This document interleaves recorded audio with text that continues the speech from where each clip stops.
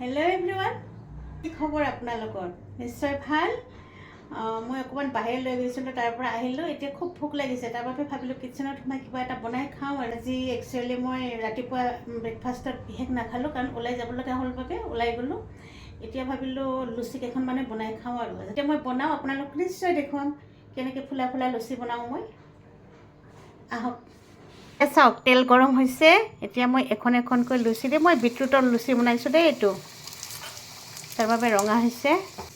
চাওকচোন কি ধুনীয়া হৈ ফুলি উঠিছে। বিটৰুটৰ ৰুটি সঁচাকৈ খুব সোৱাদ হয় খাবলৈ, আৰু কালাৰটোও ভাল লাগে আৰু দেখিও ভাল লাগে। মই এইটো উঠাই দিছোঁ। এয়া চাওক, আৰু আন এখন দিছোঁ। এইখন ফুলিছেনে চাওঁ। এয়া ফুলি উঠিছে। এতিয়া ওলটাই দিলোঁ। বাহ, কি ধুনীয়া কালাৰ আহিছে, হয়নে বাৰু?